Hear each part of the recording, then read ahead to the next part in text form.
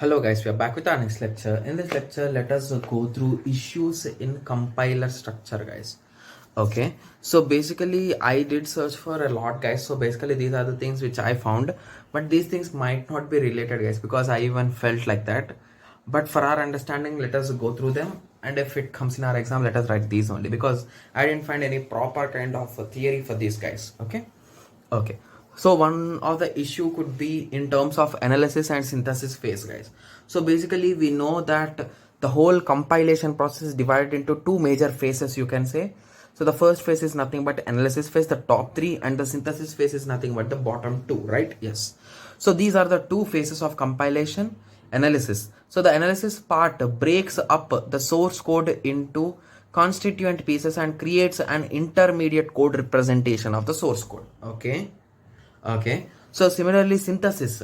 So the synthesis part constructs the desired target program from the intermediate code representation.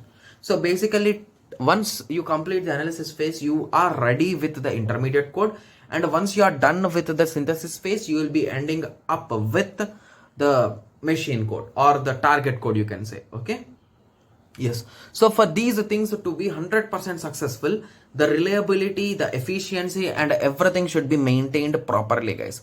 So any kind of issue in these things could result in a non-proper result, guys. So that could be an issue, guys, because I'm also not 100% clear with these issues, guys, like why these issues came into play. Okay, so let us continue. The front end and the back end. So basically the front end is nothing but the source code, guys, till you end up converting the source code, and the back end is nothing but till you generate the target code. Front end, the operations depending only on the source code, so till intermediate code in simple words, you can say. And back end is nothing but the operation depends in generating the target code, guys. Okay, so scanner, parser, and semantic and parsing, that is nothing but syntax, and semantic analyzer are front end.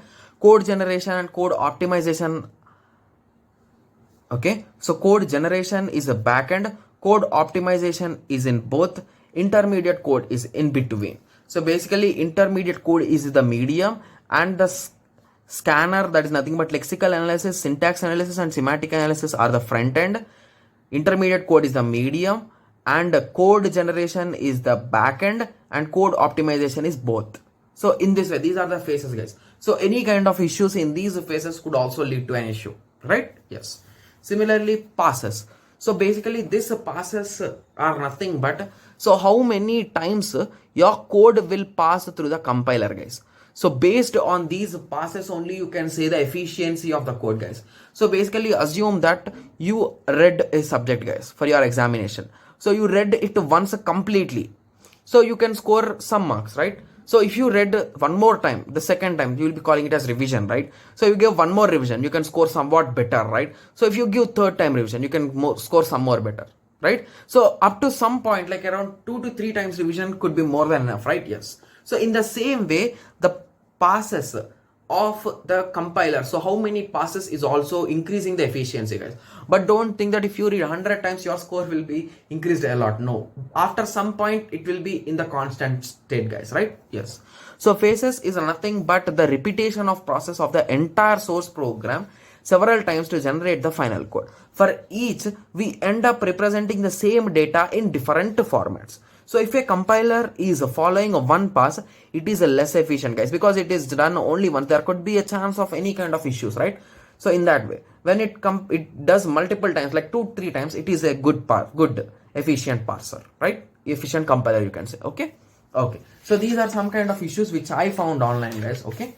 So I hope everyone got some basic idea on this. So in the next lecture, we'll be discussing about bootstrapping and porting, guys. Okay. So let us meet in the next lecture. Thank you. Thanks for watching.